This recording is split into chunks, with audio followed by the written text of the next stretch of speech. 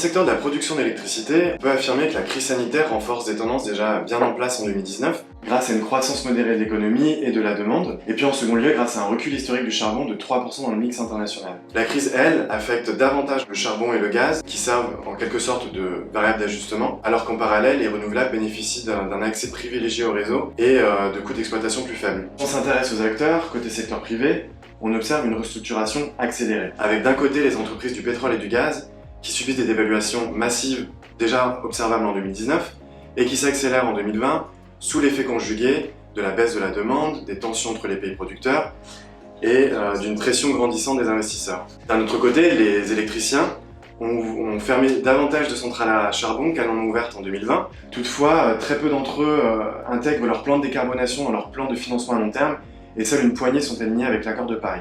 Alors les villes et les régions, elles, développent de multiples outils pour atteindre le 100% de renouvelables dans leur mix, un objectif déjà atteint par une soixantaine d'entre elles aujourd'hui. Et elles ont tendance à le faire de manière croissante grâce à des outils contractuels, et notamment des achats directs auprès des producteurs. Elles investissent également des outils plus militants, des politiques de désinvestissement dans les fossiles, et puis des actions en justice contre des entreprises ou des États. Enfin, du côté citoyen, les coopératives citoyennes progressent très rapidement en Europe, avec plus de 3500 aujourd'hui dénombrées. Et quant à l'autoconsommation, dans les pays à haut revenu, elle progresse malgré la crise en 2020. À l'inverse, dans les pays en développement et notamment africains, la crise a fragilisé l'équipement des foyers et l'accès à l'électricité pourrait reculer pour la première fois cette année.